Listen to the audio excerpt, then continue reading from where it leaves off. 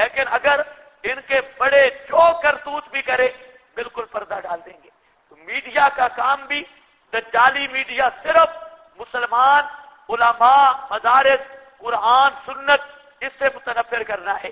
تو یاد رکھو یہ حقوق نسواں والے بدترین قسم کے بے غیرت ہیں اور انہیں حقوق نسواں کا علم ہی نہیں. حقوق نسواں کا تحفظ جس طرح قرآن نے کیا ہے اس کی مثال ہی کوئی نہیں ہے. یہاں پر فَلِلرِّجَالِ عَلَيْهِنَّ دَرَجَاتٌ اور واسطے مردوں کے اوپر ان کے دراجات فضیلت ہے. اس لیے نوعیت حقوق میں فرق ہے. واللہ عزیز حکیم، اللہ عزیز ہے یعنی جو بھی قانون نافذ کرے کر سکتا ہے، کوئی اسے پوچھنے والا نہیں. حکیم لیکن رعایت مصالح پر احکام کا نفاذ کرتا ہے. الطلاق مرتان فامساکم بمعروف اور تسریح باحسان. اب ذرا خیال کرنا ہے، الطلاق مرتان دور جہلیت کا طلاق کے قانون میں بھی افراد تفرید تھا، قرآن نے اس کی بھی اصلاح کی. اور جاہلیت میں مسئلہ یہ تھا وہ عورتوں کو طلاق کے ہزار طلاق دیتے، سینکڑوں طلاقیں دیتے اور ہوتا یہ کہ اس کو دیتے ہاں طلاق ہے تجھے، اور جب وہ چاہتی جاتی آگے قریب جانے لگتی، کہیں نکاح کرنے لگتی، عدت مدت قریب لگتی تو فوراً کہہ دیتا میں نے رجوع کر لیا. پھر رجوع ہو جاتا، پھر طلاق ہے. پھر وہ بیچاری انتظار کرتی، پھر آگے کہیں نکاح کرنے کا وقت آتا کہتے رجوع کر لیا ہے. وہ ساری زندگی اس کو خراب کرتا اور ہزاروں تک طلاقیں ہوتی. اللہ رب العزت نے اس جہلیت کی رسم کی بھی اصلاح کر دی اور قرآن نے بتلا دیا کہ طلاق 3 ہے. طلاقیں کتنی ہیں؟ 3. اور 2 طلاقیں ایسی ہیں جن کے بعد رجوع ہے اور تیسری کے بعد رجوع نہیں. 2 طلاقیں ہیں جن پر رجوع ہے اور تیسری کے بعد رجوع نہیں. پہلے بیان کیا کیونکہ جاہلیت عرب وہ ہزاروں طلاقوں پر رجوع کرتے تھے، قرآن نے ان پر ضرب لگاتے ہوئے فرمایا الطلاق مرتان، طلاق 2 مرتبہ ہے. اس کے بعد فَإِمْسَاكُمْ بِمَعْرُوفٍ پس روکنا ہے دستور کے مطابق، اور تسریح بِإِحْسَان یا چھوڑنا ہے احسان کے ساتھ، احسان کر کے. اللہ فرماتے ہیں طلاق الطلاق یہ الف لام الطلاق کا عہد کا ہے اور مراد کیا ہے؟ الطلاق الرجعی. الطلاق بمعنی التطلیق ہے اور الف لام عہد خارجی کا ہے. مراد کیا ہے؟ طلاق رجعی مرتان 2 مرتبہ ہے. اس کے بعد فَإِمْسَاكٌ یا روکنا ہے بِمَعْرُوفٍ دستور کے مطابق، قانون کے مطابق یعنی رجوع کر لے، او تسریح بِإِحْسَان یا چھوڑ دے اس کو ساتھ احسان کے. وَلَا يَحِلُّ لَكُمْ بس یہ تو طلاق رجعی کا مسئلہ بیان کر دیا. تو طلاق رجعی کتنی ہے؟ 2. طلاق رجعی کتنی ہے؟ 2. یہاں پرویز نے مسئلہ نکالا، پرویز نے کہا طلاقیں ہیں ہی 2. دلیل الطلاق مرتان، الطلاق مرتان. تو ہم کہتے ہیں یہاں پر دعا گیا فَإِمْسَاكُمْ بِمَعْرُوفٍ اور تسریح بِإِحْسَانٍ فَإِن طَلَّقَهَا فَلَا تَحِلُّ لَهُ کا کیا معنی ہے؟ تو بزرگوں فَإِن طَلَّقَهَا فَلَا وہ نیچے کھڑا ہے، اس کا کیا معنی ہے؟ تو پرویز اتنا جاہل الو ہے کہ اس کو پتہ ہی نہیں. یہاں الطلاق کا الف لام عہد خارجی کا ہے اور مراد کیا ہے؟ الطلاق. الطلاق بے معنی التطلیق، کیونکہ الطلاق کا کیا معنی؟ الطلاق بے معنی التطلیق، طلاق دینا، طلاق دینا. یہ 2 مرتبہ ہے، لیکن کون سی طلاق دینا؟ رجعی مرتان. پوری امت اس بات پہ متفق ہے. اب کئی لوگوں کو عادت ہوتی ہے نا نئی بات کر کے لوگوں کو مرعوب کرنا، یہ بات یہ بھی اب شروع کر رہے ہیں. یہ اپنے آپ کو مسلمان کہلوانے والی طلاقیں 2 ہیں، تیسری طلاق ہے ہی کوئی نہ. اور ان کو کہو گدھے ہو اور کوئی کام کرو شہرت کے لیے. یہ تو ایسا مسئلہ ہے کہ 14 صدیاں سب صحابہ متفق اللفظ ہیں، اجماعاً کہتے ہیں کہ طلاقیں 3 ہیں۔ قرآن و سنت کی جو احادیث ہیں ان کی بے شمار نصوص موجود ہیں۔ انشاءاللہ طلاق ثلاثہ کے مسئلہ اگر اس وقت نوبت آئی اس دفعہ پڑھنے کی تو وہاں پر پوری بات آئے گی۔ جمیع صحابہ متفق ہیں، اجماع صحابہ کا کہ طلاقیں 3 ہیں، لیکن یہ کہتے ہیں طلاقیں 2 ہیں۔ اس لیے میں کہہ رہا ہوں کہ تمہارے اندر بھی ایسے محققین کی بیماری داخل ہو رہی ہے کہ 2 طلاقیں ہیں جی، الطلاق مرتان۔ یہ ایسی بات وہ کر سکتا ہے جس کا دماغ میں کوئی بھوسا بھرا ہو، دماغ والی جگہ پہ۔ الطلاق مرتان، طلاق رجی 2 مرتبہ ہے۔ فَإِمْسَاكُمْ بِمَعْرُوفٍ اور تسریح بِإِحْسَان، اس کے بعد یا روک لے یا چھوڑ دے، روک امساک رجوع کر لے، اور تسریح بِإِحْسَان یا چھوڑ دے اس کو احسان کے ساتھ جانے دے۔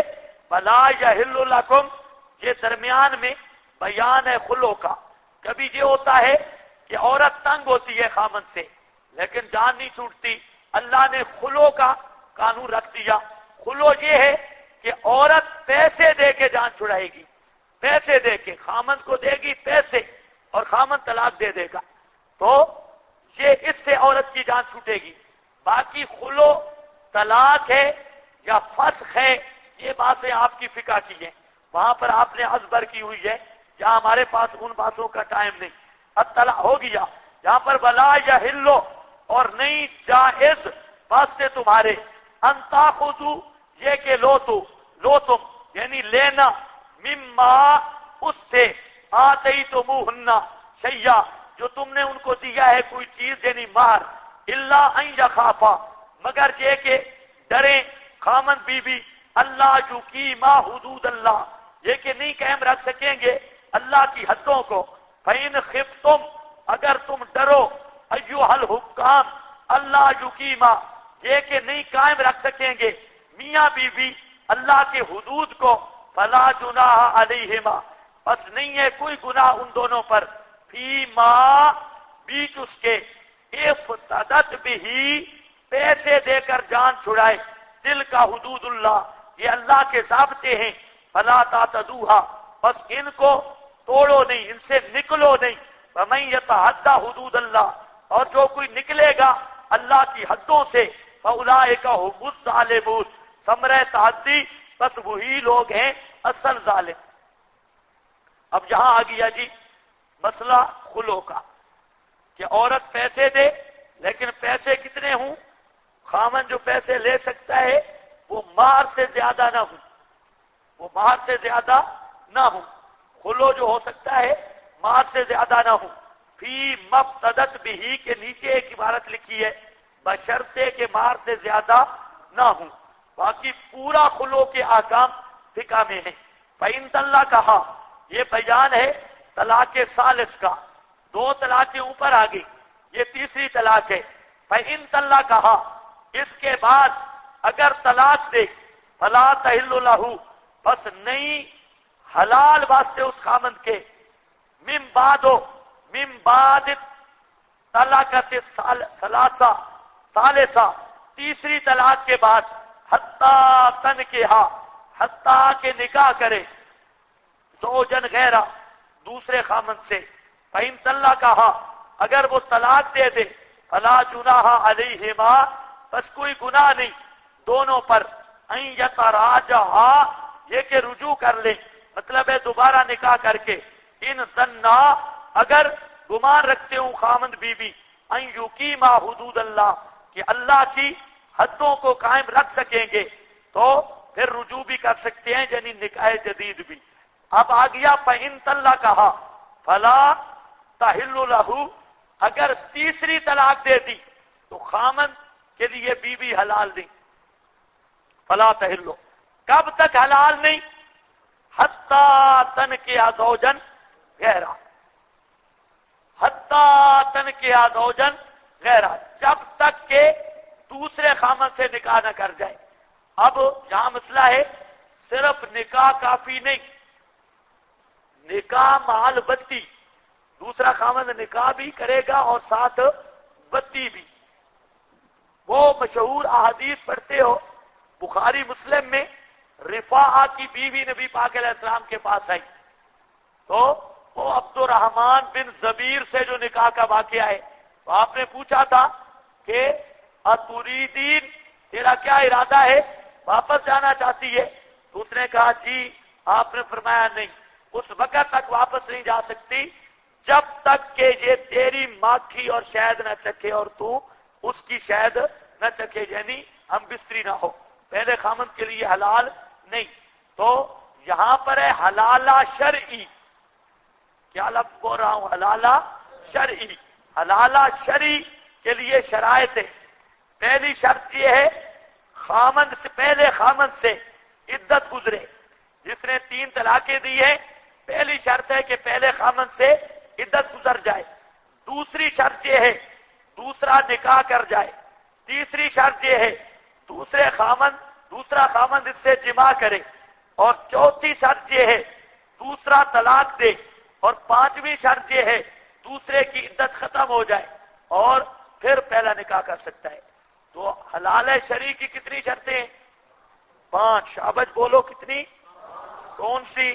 نمبر 1 بولو نمبر 1، نمبر 2،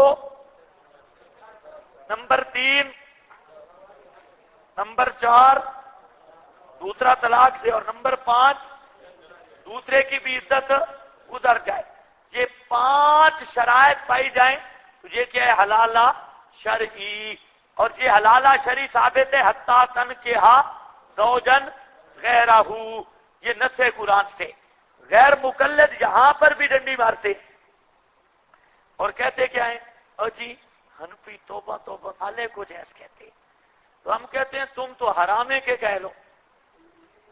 3 طلاقیں دے دی اور پھر بھی بیوی رکھتے ہیں تو یہ حلال ہے یا حرام ہے؟ 3 طلاقوں کے بعد بیوی رکھنا یہ حرام ہے. اور اکثر غیر مقلد 2 وجہ سے بنتے ہیں. یہ میرا دعویٰ ہے، کہیں بھی غیر مقلد ہے پتہ کر لو. 2 وجہ سے. پنجاب میں غیر مقلد 2 وجہ سے ہیں اور سب سے پہلی وجہ 3 طلاقیں ہیں. 3 طلاقیں جب بیوی کو دیتے ہیں مسئلہ پوچھتے ہیں ادھر گیا ادھر گیا. تو وہاں بنہار میں ایک ہمارا پکا ساتھی تھا اور تھا بھی بڑا صوفی، تبلیغیوں کے ساتھ چلتا پھرتا تھا. تو بہرحال صوفی تھا. اس نے 3 طلاقیں دے دی. میرے پاس آ گیا، کہتا ہے جی میں نے 3 کچھ عرصہ تو رہا لیکن بعد میں ہوش آتا ہے. تو میرے پاس آیا اور کہتا ہے کہ میں نے غصے میں 3 طلاقیں دی ہیں. تو میں آ کے طلاق کے پیار میں نہیں ہوتی، طلاق ہوتی غصے میں.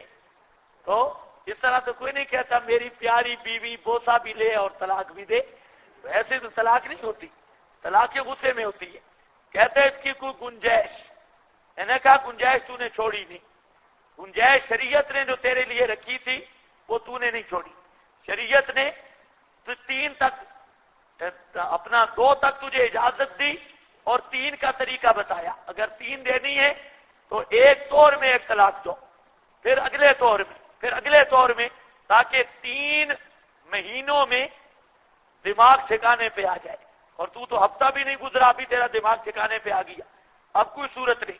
بہرحال کہتے ٹھیک ہے جی میں پکا ہوں. میں نے کہا اگر بے ایمان بننا ہے تو الگ مسئلہ ہے، لیکن یہ بات ذہن میں رکھو یہ ساری زندگی زنا ہوگا اور قیامت کے دن زانیوں کی لسٹ میں آئے گا.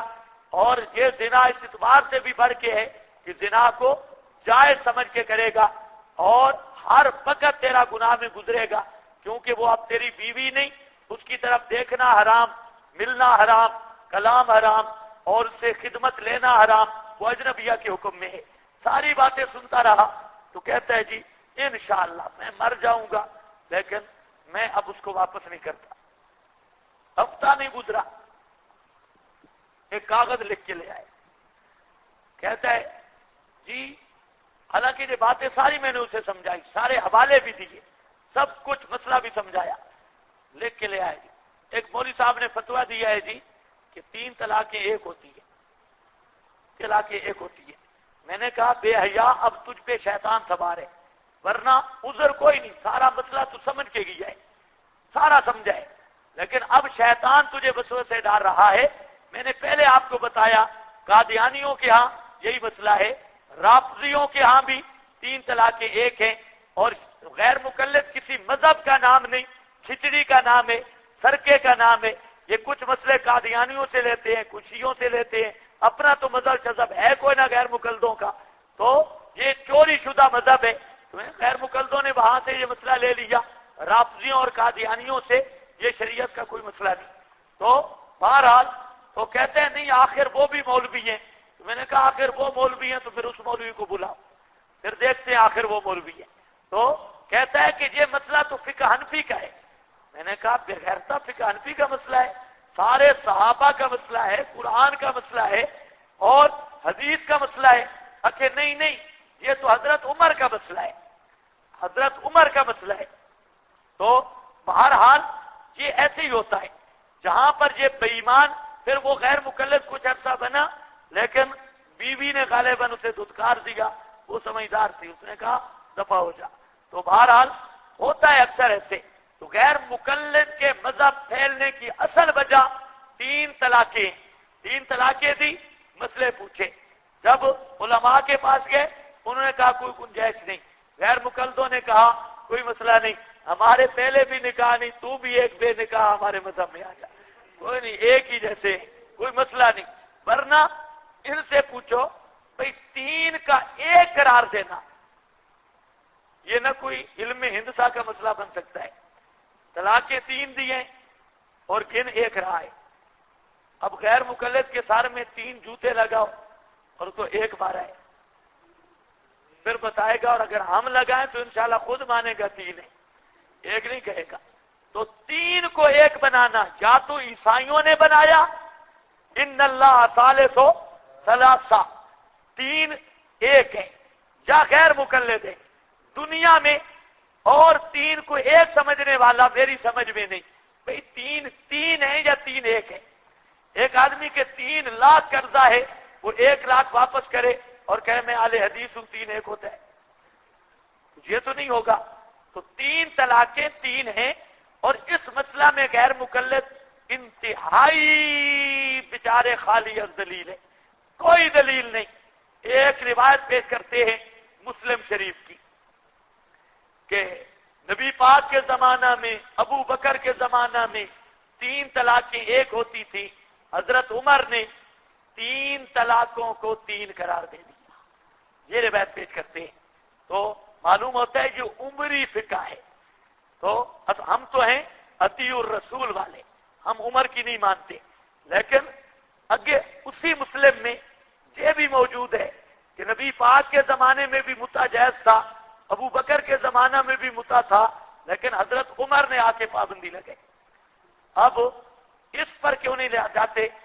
متع بھی کرنا چاہیے پھر، کیونکہ یہ تو اطیع الرسول والے ہیں۔ طلاق والے مسئلہ میں اطیع الرسول کا لفظ استعمال کر کے منکر ہو گئے، تو متع بھی اسی طرح ہے مسلم میں کہ کانا علی عہد رسول اللہ، رسول پاک کے عہد میں بھی متع تھا، حضرت ابو بکر کے عہد میں بھی متع تھا، اور حضرت عمر نے آ کے پابندی لگا دی۔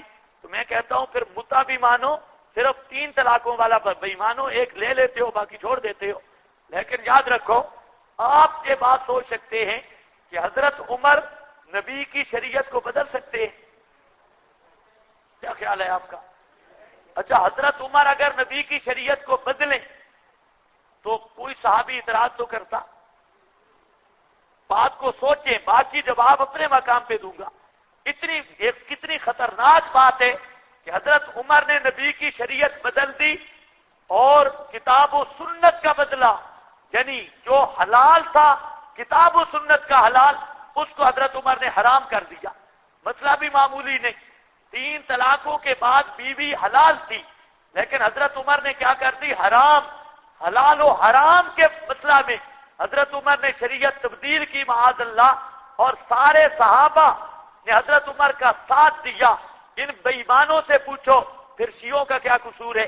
وہ بھی کہتے ہیں کہ ابو بکر عمر نے خلافت والی فضیلت بدل دی، سارے صحابہ کو بھی چکر چلا کے ساتھ کر لیا. تم کہتے ہو حلال حرام کے مسئلے حضرت عمر نے بدل دیے, سب صحابہ کو بھی اکٹھا کر لیا, کوئی صحابہ بھی خلاف نہ ہوئے, کسی نے احتجاج بھی نہ کیا. آج اگر تھوڑی سی بات چلتی ہے کسی حکم شرعی کو بدلنے کی, سارے لوگ اکٹھے ہو جاتے ہیں. آج کے دور میں بھی وہاں صحابہ کا زمانہ ہے, خیر القرون کرنی ثم الذین یلونہم.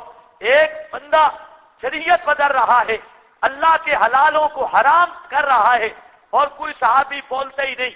اگر باقی صحابہ ایسے تھے پھر تو شیعہ کی بات ہے کہ ایک شریعت بدلتا تھا, باقی اس کی تائید کر دیتے تھے اور کوئی اعتراض بھی نہیں کرتا تھا. تو اس تقدیر پر کسی ایک صحابی کا بھی ایمان سلامت نہیں رہتا. کیا سمجھے ہو؟ اب رن اور عورت کے پیچھے اس بے ایمان نے اپنے صرف مذہب کی اشاعت کے لیے سب صحابہ کے ایمان پہ ڈاکہ ڈالا. یہاں صرف حضرت عمر کی بات نہیں, مسئلہ ہے حلال حرام کا, اور حضرت عمر کریں تبدیلی اور تحریف کریں اور شریعت کو بدلیں اور کوئی صحابی نہ بولے, تو پھر تو خمینی والی بات ہے کہ کوئی صحابہ مسلمان ہی معاذ اللہ نہیں تھے. ورنہ کبھی بھی وہاں پر تو حضرت عمر صرف مار کی بات کرتے ہیں, تو بڑھیا وہ ڈنڈے کی ٹیک پہ کھڑے ہوتی ہے, کہتی عمر تو کون ہوتا ہے؟ قرآن نے کہا کن تارا, جتنا مرضی مار مقرر کرو, اور تو کون ہوتا ہے مار کے حدود متعین کرنے والا اور پابندی لگانے والا. تو حضرت عمر جالا سا عمر وہاں بیٹھ جاتے ہیں اور کہتے ہیں الحمدللہ, اللہ نے جہاں پر بوڑھیوں کی بھی وہ سمجھ دی کہ اگر میں بھولنے لگوں تو وہ بھی مجھے سیدھا کر دیتی ہے. تو وہ عمر جو بوڑھی کے کہنے پہ اپنی بات سے رجوع کرتا ہے, اور حضرت عمر کے مد مقابل بوڑھیا عورت وہ بھی بولنے کی ہمت رکھتی ہے. وہ صحابہ کدھر گئے تھے جب حضرت عمر شریعت بدل رہے تھے اور حلال حرام کو بدل رہے تھے؟ وہ سارے صحابہ, یا اگر کہو کہ صحابہ نے اعتراض کیا پیش کرو, کوئی ایک صحابی پیش کرو, اور صحابہ نے اعتراض نہیں کیا, اب دو حال سے خالی نہیں. صحابہ کا اعتراض نہ کرنا, ہم کہتے ہیں مسئلہ نبی کی شریعت کا تھا اور مسئلہ شرعی تھا, اس لیے صحابہ حضرت عمر نے اعلان کیا, لیکن اصل مسئلہ شرعی تھا. عہد رسول میں بھی یہی مسئلہ تھا, عہد صدیق میں بھی یہی مسئلہ تھا. اگر تم کہو نہیں شرعی مسئلہ پہلے حلال تھی, حضرت عمر نے حلال کو حرام کر دیا, شریعت بدلی, صحابہ سب مشورے کے ساتھ رہ گئے, کسی کو بھی اعتراض نہ ہوا, تو معاذ اللہ پھر اس غیر مقلد اور خمینی کی نسل میں ذرا بھی فرق نہیں. جس طرح وہ صحابہ پہ ارتداد کا فتویٰ لگا رہا ہے, وہ نام لے کے مرتد کہتا ہے, لیکن یہ ایسے کام صحابہ کے ذمہ لگا کر صحابہ کو مرتد ثابت کرتا ہے, تو پھر شیعہ اور اس غیر مقلد کے درمیان کوئی فرق نہیں ہے. بات سمجھ آ رہی ہے کہ نہیں؟ حدیث کا جواب اپنے مقام پہ ہے کہ وہ حدیث اس کا راوی بھی ہے حضرت مولانا ابن جریج صاحب, اور ابن جریج صاحب نے 90 عورتوں سے مدعا کیا ہے. سمجھ آ رہی ہے؟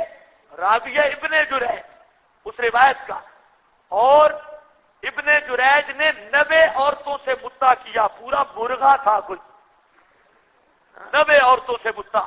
اب مدعے کی اولاد کی روایتیں فاروق اعظم کے خلاف پیش کرنا, یہ مدعے کی اولاد ہی کر سکتی ہے, مسلمان نہیں کر سکتے.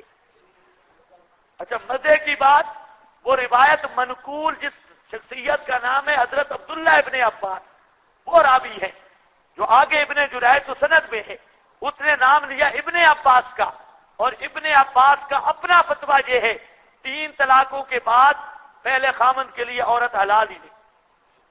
یہ بھی مزے کی بات ہے, راوی کا اپنا فتویٰ یہ ہے. اور اس مقام پہ غیر مقلد بخاری بھی چھوڑ جاتے ہیں. بخاری میں باقاعدہ باب موجود ہے 3 طلاقوں کا, اور وہاں پر نبی کے سامنے 3 طلاقیں دی گئی, اور ابو داؤد میں انفذہ رسول اللہ, اللہ کے نبی نے اسے نافذ کر دیا. اور موطا مالک میں صحابہ کے بے شمار اقوال موجود ہیں, ابن عمر کے, ابن مسعود کے, مصنف ابن ابی شیبہ, سب کتابوں میں آ کر پوچھتے ہیں. ایک آدمی کہتا ہے میں نے اپنی بیوی کو 100 طلاق دی, صحابی جواب دیتا ہے 97 تجھ پر بوجھ ہیں اور 3 سے بیوی جدا ہو گئی. خود حضرت حسن سے مسئلہ پوچھا گیا. حضرت حسن جب خلیفہ بنے، حضرت حسن ابن علی، تو بیوی نے ان کو مبارک دی. بیوی نے کہ تجھے مبارک ہو. حضرت حسن کو غصہ آیا، انہیں 3 طلاقیں دے دی. کہتے تو میری باپ کی شہادت پہ خوشی کر رہی ہے، اس کا مطلب ہے میرا باپ علی فوت ہوا تب میں خلیفہ بنا اور تو مجھے مبارک دیتی ہے، اس کا مطلب ہے تو باپ کی وفات پہ خوشی کرتی ہے. چنانچہ وہاں پر جو ہے 3 طلاقیں دی. تو عورت چلی گئی، اس کا کوئی سامان تھا، تو حضرت حسن نے اس کا سامان خادم کو دیا کہ یہ سامان اس کو دیا. تو اس کی محبت بڑی تھی حضرت حسن کے ساتھ، حضرت حسن کو بھی اس کے ساتھ وہ سامان دینے گیا خادم. تو بیوی نے چند اشعار لکھے، سامان بھی واپس کر دیا، اور چند اشعار لکھے کہ جب محبوب مجھ سے جدا ہو گیا ہے تو اب میں اس سامان کو کیا کروں گی، یہ اپنے پاس رکھو. سامان واپس کر دیا. تو جب وہ رکا لے کر واپس آیا، حضرت حسن کو دکھایا تو حضرت حسن رو پڑے اور کہتے ہیں کہ خدا کی قسم اگر میرے نانے محمد الرسول اللہ صلی اللہ علیہ وسلم کی شریعت کا یہ مسئلہ نہ ہوتا کہ 3 طلاقوں کے بعد آدمی رجوع نہیں کر سکتا، لا رجعتھا، تو میں رجوع کر لیتا. لیکن نبی کی شریعت کا مسئلہ یہ ہے کہ 3 طلاقوں کے بعد رجوع نہیں ہو سکتا، اس لیے میں رجوع نہیں کر سکتا. تو افسوس کرتے رہے لیکن رجوع نہیں کیا. معلوم ہوتا ہے کوئی غیر مقلد اس دور میں نہیں تھا، نہیں تو پہنچ جاتا. یہ 3 طلاقیں ایک ہوتی ہے. غیر مقلدوں کا وجود ہی ملکہ وکٹوریہ کے دور سے پہلے کوئی نہیں. اور یہ میرا دعویٰ ہے، اور اس موضوع پہ غیر مقلد کبھی گفتگو کرتے ہی نہیں. ہم کہتے ہیں 12ویں صدی سے پہلے بحیثیت فرقہ غیر مقلدین کا وجود باب آدم کی نسل میں نہیں ہے. بحیثیت فرقہ اور بحیثیت جماعت آل حدیث کا پہلا جہاں سٹاٹیں گے 12ویں صدی ملکہ وکٹوریہ کا دور، یہ اپنے مقام پہ آئے گا. بہرحال مسلمانوں سب کا نظریہ یہی ہے، صرف حنفیہ نہیں، اس میں مالکی بھی، حنابلہ بھی، شافعی بھی، چاروں امام متفق ہیں کہ 3 طلاقوں کے بعد رجوع کرنا یہ جائز نہیں. سب صحابہ متفق ہیں کہ 3 طلاقوں کے بعد رجوع کرنا جائز نہیں. تمام امت کا یہ نظریہ ہے. البتہ شیعہ، قادیانی، مرزئی اور غیر مقلد، یہ 3 ایسی پارٹیاں ہیں جو 3 کو ایک قرار دیتی ہیں. شریعت اسلامی کا یہ کوئی مسئلہ نہیں. رہ گئے امام ابن تیمیہ، یہ بھی پیش کرتے ہیں امام ابن تیمیہ کی بعض عبارتیں. تو امام ابن تیمیہ کے تفردات میں سے اور شذوذ میں سے یہ بھی ایک شاذ اور تفردات کا مسئلہ ہے. اصل صاف بات یہ ہے، اور تفردات بہت سارے علماء کے ہوتے رہتے ہیں، تو وہ کبھی بھی جو ایک مسئلہ شرعی ہے کسی کے تفرد سے نہیں بدل سکتا. تفرد وہ کبھی بھی قرآن و سنت کے مقابل نہیں چل سکتا. یہ بات صاف ہے. ہاں باقی انشاءاللہ طلاق ثلاثہ پر ابن تیمیہ کا بات بھی میں عرض کروں گا. فَإِن طَلَّقَهَا فَلَا تَحِلُّ لَهُ مِن بَعْدُ حَتَّىٰ تَنْكِحَ زَوْجًا غَيْرَهُ، حتیٰ کہ نکاح کرے دوسرے خامن سے. فَإِن طَلَّقَهَا اگر طلاق دے اس کو، فَلَا جُنَاحَ عَلَيْهِمَا بس کوئی گناہ نہیں ان پر یہ کہ رجوع کر لیں. یہ رجوع اب کس کا ہوگا؟ بن نکاح. اگر وہ گمان کرتے ہیں قائم رکھ سکیں گے اللہ کی حدیں، دل کا حدود اللہ، یہ اللہ کی حدیں ہیں. کان اللہ المحلل المحللات، ادھر قرآن کی آیت پھر کس طرح تطبیق ہوگی؟ دماغ ٹھیک ہو تو تعارض پہلے ثابت کرو. کان اللہ المحلل کا تعارض ثابت کرو. تعارض تو تھا کہ قرآن کہے محلل پر لعنت نہیں، حدیث کہے لعنت ہے، پھر تو تعارض ہے. قرآن کا تعارض ہے تیرے فہم کے ساتھ. قرآن کہے لعنت نہیں، حدیث کہے لعنت ہے حلالہ کرنے والے پر، اب تعارض بنے گا. قرآن کہے کہ حلالے کرنے والے پر لعنت نہیں، حدیث کہے لعنت ہے، اب تو تعارض ہے. لیکن قرآن میں تو کوئی نہیں لعنت نہیں. کہتے حدیث میں آتے حلال کرنے پر لعنت ہے اور قرآن جو کہہ رہا ہے لہذا تعارض ہے. تعارض ہے تیرے دماغ میں، قرآن حدیث میں نہیں ہے تعارض، بلکہ اسی حدیث سے نکل رہا ہے. المحلل کہا کیوں ہے؟ دال کر دینے والا. حلال ہوتی ہے تو محلل کہا گیا ہے. حدیث کے لفظ بھی بتا رہے ہیں. جب محلل کہا تو محلل کا کیا معنی ہے؟ حلال کرنے والا. جب حلال ہوتی نہیں تو حلال کرنے والا کیسے بنے گا؟ دو ہیں. ایک ہے کسی چیز کا جواز ہو جانا، یہ علیحدہ مسئلہ ہے. وہ جو حلالہ غیر شرعی ہے اسی محلل پر لعنت ہے. حلالہ شرعی کی میں نے 5 شرطیں بتائیں جو قرآن حلالہ کہہ رہا ہے، یہ حلالہ شرعی ہے. اور حلالہ غیر شرعی وہ ہے کہ متعین کیا جائے ایک رات اور مراتن جماع کے لیے، ایک دفعہ جماع کر کے پھر مجھے واپس کر دے گا، تو یہ تعین جو ہے یہ لعنت کا باعث ہے. لیکن محلل تب بھی ہوگا، محلل تب بھی ہوگا. کسی چیز کا ہو جانا جدا ہے لیکن اس کا غلط ہونا یہ جدا مسئلہ ہے. کسی کو اگر منہ پر چنڈ لگائے تو تھپڑ لگ جائے گا یا نہیں لگے گا؟ جائز ہوگا، تھپڑ تو لگ جائے گا. یہ بات تھپڑ لگ جائے گا لیکن ہے جائز نہیں. بعض چیزیں ہو جاتی ہیں لیکن جائز نہیں ہوتی، تو وہ الگ مسئلہ ہے. تو محلل جہاں لعنت کا مسئلہ ہے وہ حلالہ غیر شرعی پر ہے. اور حلالہ غیر شرعی کیا ہے کہ مدت یا ہم بستری کے دفعات متعین کرے، جس طرح آج کل ہوتا ہے جامعہ اشرفیہ میں انہوں نے سپیشل آدمی رکھے ہوئے ہیں، باقاعدہ ہٹے کٹے موجود ہیں. کوئی آدمی آتا ہے بے حلالہ چلو کمرے بس گھنٹے کے بعد بھی تو فارغ ہے، 3 مہینے بعد نکاح کر لینا. یہ حلالہ مربجہ ہے. قرآن نے اس حلالے کی بات نہیں کی. البتہ اسی حدیث سے لعن اللہ المحلل سے اس کی اتنا ثابت ہو رہا ہے کہ نکاح پہلے خامن سے کرنا جائز ہو جائے گا، لعنت جدا ہوگی، لعنت کا مسئلہ جدا ہے. ہاں بھائی قرآن حدیث کا جہاں تعارض نہیں. اصل میں مسئلہ یہ ہوتا ہے نا کہ کبھی کبھی فہم کے ساتھ تعارض بنتا ہے. وہ سمجھتا ہے قرآن کے ساتھ ہو گیا ہے اپنے فہم کے ساتھ. اب اس بیچارے کے دل میں یہ ہے بھئی لعنت ہے تو پھر جائز کیسے ہوگی، دار کیسے ہوگا؟ جی ہاں دیکھو بھائی ہم نے کہیں نہیں پڑھا لعنت ہو تو حلال بھی نہیں ہوتا. کہاں ہے پڑھ رہے ہو گیا بھائی یہ مسئلہ ہو گیا. یبینھا لقومی یعلمون، دل کا حدود اللہ، یہ حدیں اللہ پاک کی بیان کرتے ہیں اس کو واسطے قوم جاننے والی کے. فَإِذَا طَلَّقْتُمُ النِّسَاءَ،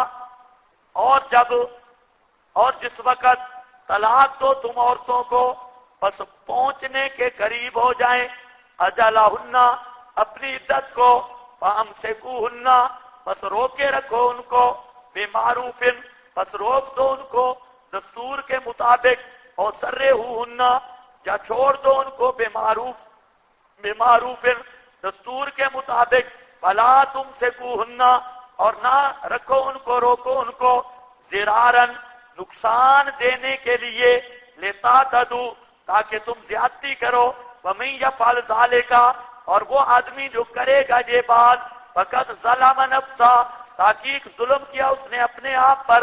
فَلَا تَتَّخِذُوا، اور مت بناؤ اللہ کی آیتوں کو ہزواً، مذاق کیا ہوا.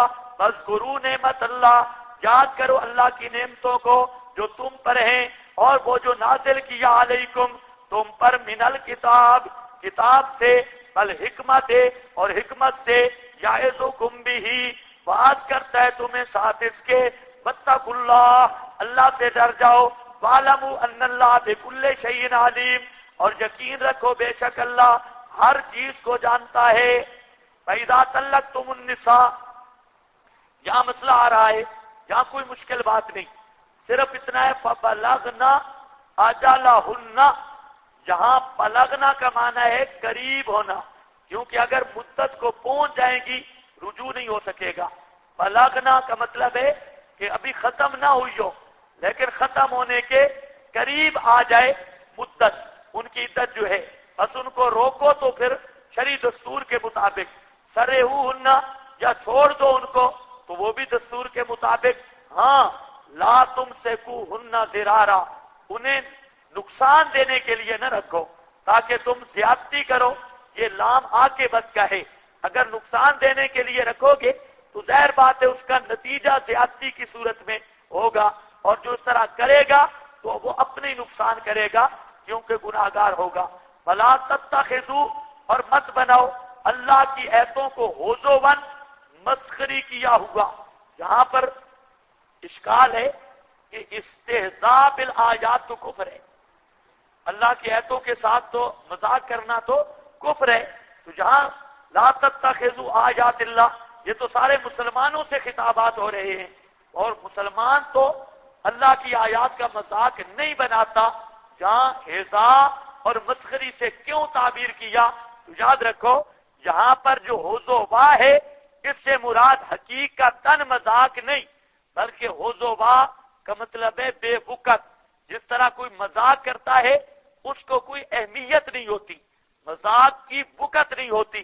تو جہاں مطلب یہی ہے کہ اللہ تعالیٰ کی آیات کو بے وقت نہ سمجھو، ان کی قدر کرو اور ان پہ عمل کرو، اللہ کی نعمت یاد کرو جو تم پر ہے. وما انزل علیکم، خصوصاً ویسے تو نعمتیں بہت ہیں، وما انزل خصوصاً جو نازل کیا اوپر تمہارے، من الکتاب والحکمت، کتاب اور حکمت، یعظکم بہ، باز کرتا ہے تمہیں ساتھ اس کے. یاد رکھو یہ آیت نص قطعی ہے حجیت حدیث پر. وما انزل علیکم، اللہ نے جو نازل کی اوپر تمہارے، من الکتاب، کتاب تو ہو گیا قرآن، والحکمہ، حکمت کیا ہے؟ فہم القرآن ہے. حکمت کیا ہے پہلے میں بات کر چکا ہوں. فہم ہر حدیث وہی نہیں، یہ بات پوری تفصیل کے ساتھ ہو چکی ہے. کیا لتبینا للناس، یہ فہم القرآن ہے، پیغمبر مبین ہے، اور بیان النبی یہ بھی منزل من اللہ ہے. انا علینا بیانہ، اللہ فرماتے ہیں قرآن کی تفسیر اور بیان یہ ہم سکھائیں گے. اور آپ کی شان لتبینا للناس. پرویز کا نظریہ ہے اور عبداللہ چکڑالوی ایک شیطان گزرا ہے، یہ دو بڑے بے ایمان منکرین حدیث کے سرغنے. ان کا نظریہ ہے کہ پیغمبر کی حیثیت ڈاکیے کی ہے. ڈاکیے کا کام کیا ہوتا ہے؟ خط پہنچانا. خط پہنچا دیا تو بس پیغمبر ذمہ سے فارغ، باقی رہ گیا پیغمبر کی حیثیت ڈاکیے سے زیادہ نہیں، ایلچی اور ڈاکیہ ہے. حالانکہ قرآن نے پیغمبر کا منصب اور حیثیت مبین اور معلم کی بتائی ہے. پرویز پیغمبر کی حیثیت بتاتا ہے ایلچی اور ڈاکیے کی. ڈاکیا ڈاک دے کے ختم چلا گیا. قرآن پیغمبر کی حیثیت بتاتا ہے حاکم، مبین اور معلم. معلم کی حیثیت. اگر کوئی کہے معلم سے مراد ہے الف با پڑھانا تو وہ آ گیا یتلو میں. تو یعلمہم الکتاب والحکمہ، جہاں کتاب کے ساتھ حکمت کا لفظ ہے، اس سے ہے فہم الکتاب، کتاب کا فہم، اور اسی کی تعبیر ہے سنت. اللہ فرماتے ہیں دو چیزیں میں نے نازل کی، کتاب بھی اور حکمت بھی. حکمت کیا ہے؟ قرآن کی تفسیر اور بیان بھی. تو معلوم ہوتا ہے بیان القرآن یہ بھی منزل من اللہ ہے. دونوں چیزوں کا نزول ہوا. یعظکم بہ. پرویز کہتا ہے کہ جہاں بھی ضمیر پھر عائد کی کیوں آ گئی؟ علومت بھی ایک ہے، قرآن بھی ایک ہے. ہم کہتے ہیں ہاں یہ تو ایک، قرآن متن ہے، حکمت شرع ہے، ایک ہی ہے نا بزرگوں. آ گئی ہے تو ایک ہی ہے. بیان قرآن اور بیان القرآن. بیان القرآن میں تو قرآن ہی ہے نا، وہ متن ہے جو شرع ہے. تو پہلی بات تو یہ ہے کہ حکمن ایک ہے. ہم پرویز کو کہتے ہیں کہ ہی ضمیر اللہ نے ذکر کی تجھے کافر ثابت کرنے کے لیے، کیونکہ تو کرتا ہے فرق. حدیث اور ہے، قرآن اور ہے، فرق کرتا ہے بے اعتبار ایمان کے. حدیث نہیں ماننی اور قرآن ماننا ہے۔ اللہ نے ضمیر باعث کی لوٹائی کہ ان پر ایمان لانا ایک ہی کے ساتھ ایمان لانا ہے، اگر ایک کو بھی نہیں مانے گا تو اس طرح سمجھو تو پکا کافر ہے۔ پتہ نہیں آپ کو میری بولی سمجھ آ رہی ہے کہ نہیں؟ پرویز کا اعتراض ہے کہ جہاں کیا آئی ہی ضمیر کیوں آئی، یہ ضمیر باعث کی ہے، الزامی جواب دے رہا ہوں۔ میں کہتا ہوں پرویزیوں کو کافر ثابت کرنے کے لیے اللہ نے ہی ضمیر باعث کی ذکر کی۔ وہ کیسے؟ یہ کرتے ہیں تفریق، کہتے ہیں قرآن مانیں گے حدیث نہیں، حکمت نہیں مانیں گے حدیث نہیں مانیں گے۔ اللہ نے حکمت یعنی حدیث سنت اور قرآن کو ایک ضمیر میں جمع کیا اور یہ بتایا ہے کہ دونوں ایک ہی ہیں، جو ایک کا بھی انکار کرے وہ دونوں کا منکر ہے۔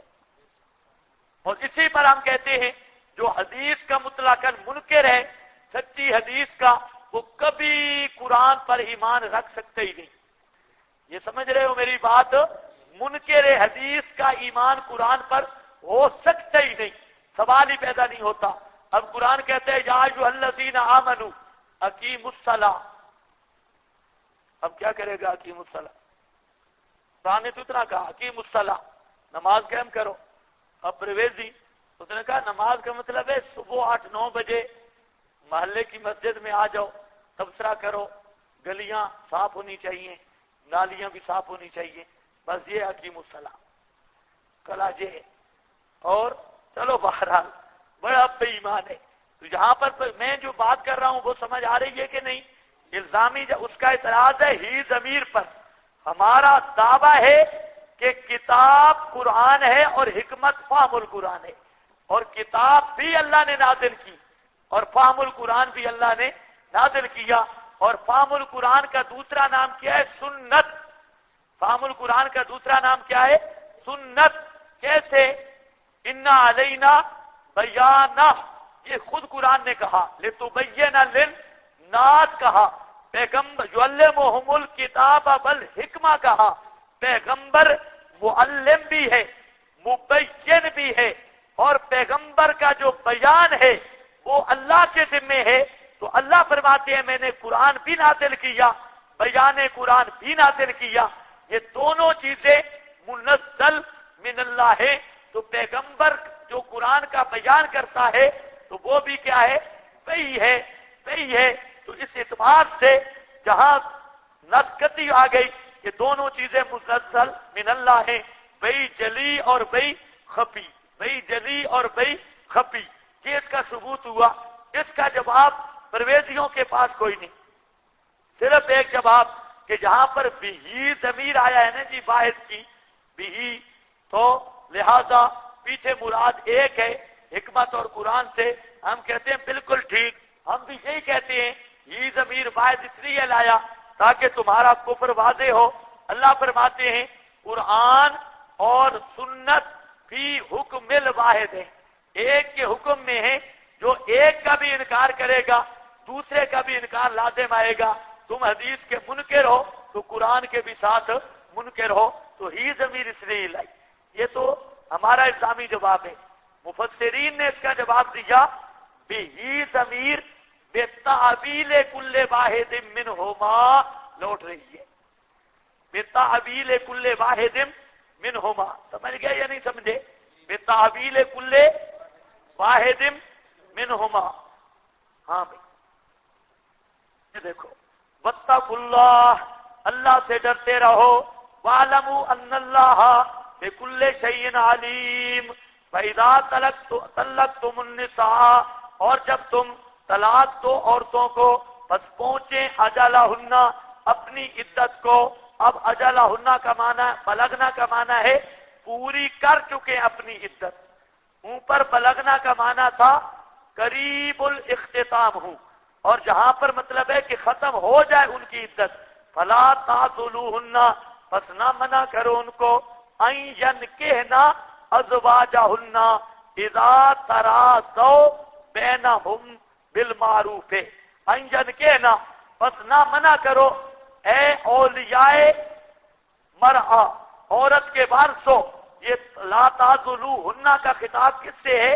اولیاء المرأہ کو، عورت کے اولیاء اور وارثوں کو نہ روکو اس کو یہ کہ نکاح کریں اپنے خامدوں سے اذا تراضوا جبکہ آپس میں راضی ہوں، تراضوا بینہم بالمعروف ہے قانون شرعی کے مطابق، ذالکا یہ مضمون، ذالکا کا مشار الیہ یہ مضمون اوپر جو بیان ہوا یوعظ بہ باز کیا جاتا ہے ساتھ اس کے من کان منکم جو آدمی ہو تم میں سے ایمان رکھتا ساتھ اللہ کے اور دن پچھلے کے، ذالکم یہ بات ازکا لکم پاکیزگی ہے واسطے تمہارے، فاطہر اور پاکی ہے، واللہ یعلم اللہ جانتا ہے ان مسلطوں کو، وانتم لا تعلمون اور تم نہیں جانتے۔ یہاں پر مسئلہ یہ ہے کہ عورت کو خامد نے طلاق دی، عدت پوری ہو گئی، اب عورت کا دل ہے اور مرد کا بھی کہ دوبارہ نکاح کر لے، دوبارہ نکاح کر لے۔ عام طور پہ جو ہوتا واقعات کچھ صحابہ میں بھی پیش آئے کہ بعض نے طلاق دی اور طلاق بھی رضی تھی، عدت گزر گئی، اب اس کا خیال آیا کہ دوبارہ میں بیوی بناؤں، تو اس نے نکاح کا کہا، تو اب جو عورت کے اولیاء وارث تھے وہ ناراض ہوئے اور انہوں نے کہا کہ اول تو اس نے طلاق دے کر زیادتی کی، پھر عدت 3 مہینے گزر گئے اس نے رجوع بھی نہیں کیا، اب عدت کے بعد کہتا ہے کہ پھر میں بیوی بناتا ہوں، ہم کبھی نہیں دیں گے۔ یہ کہا، اللہ نے اصلاح کی، فرمایا اس طرح نہ کرو، کیوں؟ اس میں نقصانات ہیں، اگر عدت گزر بھی جائے نا تو اگر میاں بیوی راضی ہوتے ہیں تو ان کا نکاح کرنے دو، نکاح کرا دو، اس کے اندر بہت سارے فائدے ہیں جو تمہیں پتہ نہیں، اگر اس بات کو تم سوچ لو تو واقعی بہت سارے فوائد ہیں۔ کیوں؟ اگر دونوں کا دل بھی ہے تو یہ ان کا تو آپس میں جھاکا جھاکا بالکل کوئی نہیں نا، یہ تو ایک دوسرے کو اچھی طرح جانتے ہیں، تو اب دونوں کا دل بھی ہے اکٹھا رہنے کا، تم آڑے بنتے ہو، وہ جو خفیہ تعلق رکھ لیں تم روک سکتے ہو، تو اس سے بہتر ہے کہ ان کا نکاح کرا دو، کیونکہ اجنبیہ کے ساتھ تو دوری ہوتی ہے، یہ تو ایک دوسرے کے اچھی طرح واقف ہے، تو یہ ان سے تعلق سے کوئی چیز مانے نہیں، ان کا تعلق رہ چکا ہے، تو اللہ نے یہ بیان کر دیا ذالکم ازکا لکم واطہر، یہ تمہارے لیے پاکیزگی زیادہ ہے۔ دوسرا یہ ہے تمہیں شبہ بھی پڑ سکتا ہے، شبہ بھی ہو سکتا ہے کہ جب عورت وہ خامد کہیں اس کا گزر گیا گلی سے، فوراً ذہن میں آئے گا کہ یہ شاید وہ پرانے تعلق کی یاد کے لیے ہے، یا عورت کہیں چلی گئی تو یہ شکوک و شبہات بھی اور زنا کے امکانات بھی یہاں زیادہ ہیں، تو اس لیے اللہ نے فرمایا لا تعضلوہن ان ينكحن ازواجهن اذا تراضوا بینہم بالمعروف ذالک یوعظ بہ من کان منکم یؤمن باللہ۔ اللہ فرماتے ہیں تمہارے لیے نصیحت ہے اور فائدہ بھی تمہارا ہے۔ کچھ سمجھ بات؟ یہاں ایک مسئلہ ہے، آپ مہربانی کرو یہ تکرار نہ کرواؤ، ہوشیار ہو کے بیٹھو اور آپ بولو تو آگے چلیں، سبق بہت پیچھے ہے اور بہت لمبا سفر ہے، تو آپ میرا خیال ہے اتنا تو آپ کا ڈیزل پیٹرول کا خرچہ نہیں ہوگا بولنے سے، جتنا آپ کنجوس ہیں، آپ بولتا جائے، اگر سمجھ نہ آئے تو پھر بتایا کریں سمجھ نہیں آیا، لیکن شکلیں آپ نے ایسی بنائی ہوئی ہیں ہمیں بھی شک پڑ جاتا ہے۔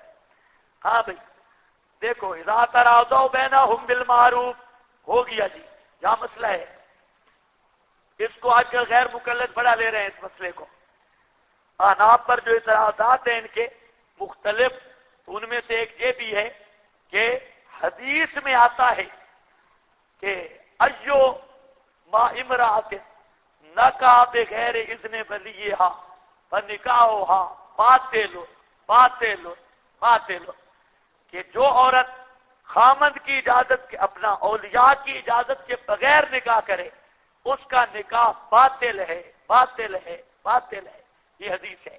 تو حنفی صریح احادیث کے خلاف چلتے ہیں، ابو حنیفہ کی مانتے ہیں، ابو حنیفہ کا مذہب یہ ہے کہ عبارت النساء سے نکاح جائز ہے، اولیاء کہ اگر اجازت نہیں بھی لی تو عورت اپنا نکاح کر سکتی ہے۔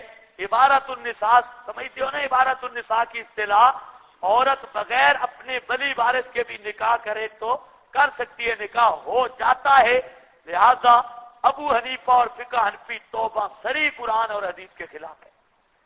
اب بات سمجھو، مسئلے دو ہیں۔ ایک مسئلہ یہ ہے کہ عورت کو یہ نکاح کرنا چاہیے یا نہیں بغیر اجازت اولیاء کے۔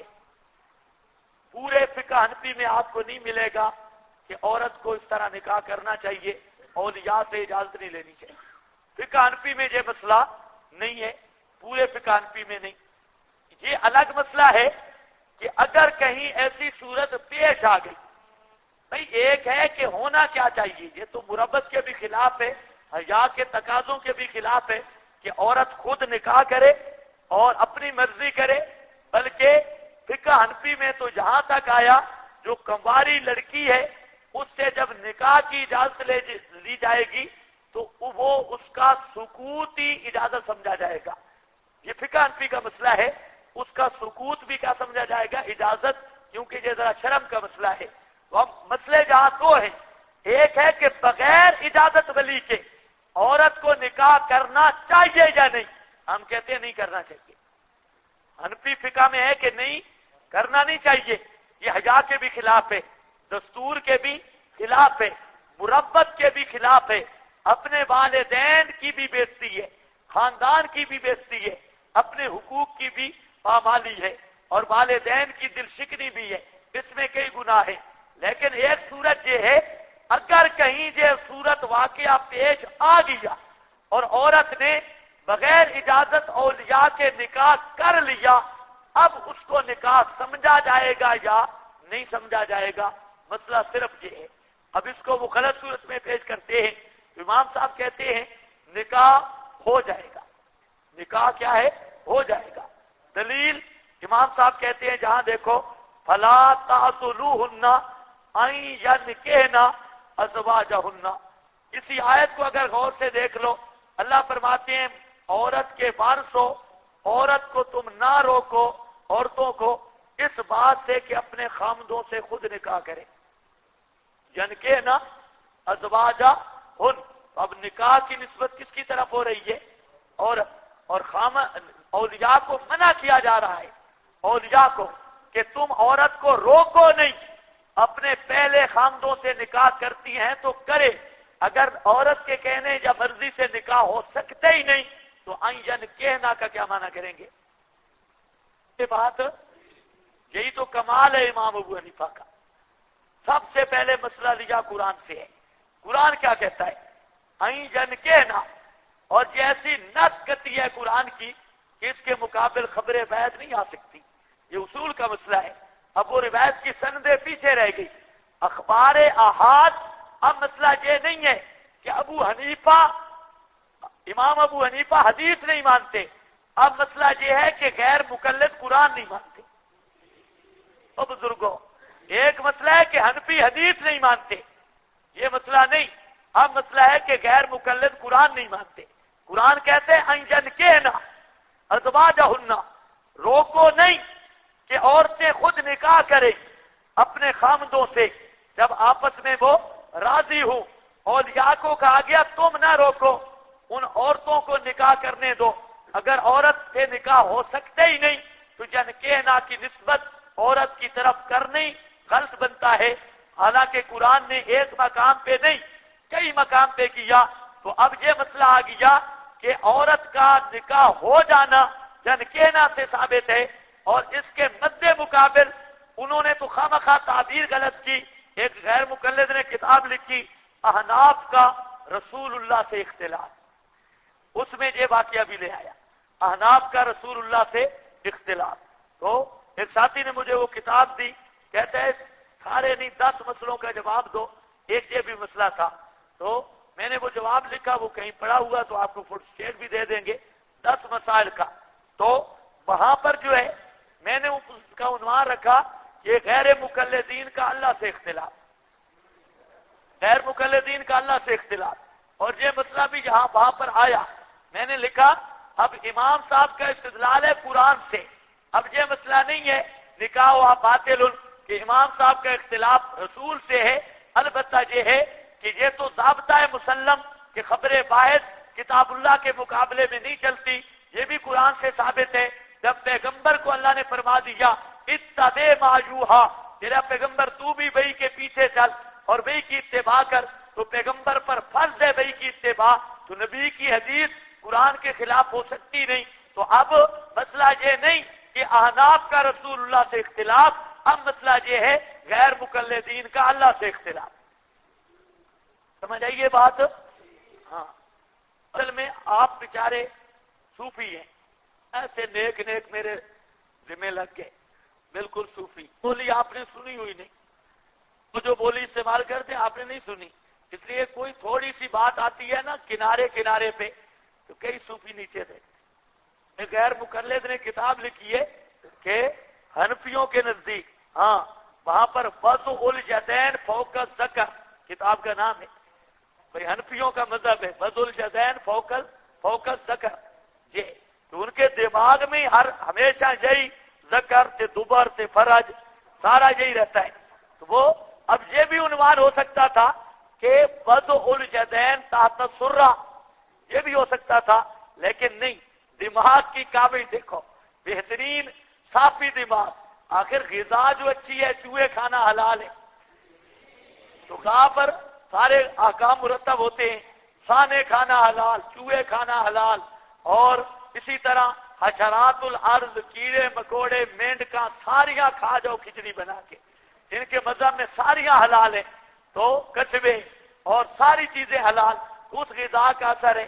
اب تعبیر دیکھو، تعبیر وضع الیدین تحت السرہ کی جگہ پہ رسالہ ہے، وضع الیدین فوق الذکر، یہ احناف کا مذہب ہے، الو کے پٹے۔ ہاں بھائی دیکھو، میں حیران ہوں کہ پتہ نہیں یہ اتنے جاہل پیدا کیسے ہو گئے، بالکل جاہل۔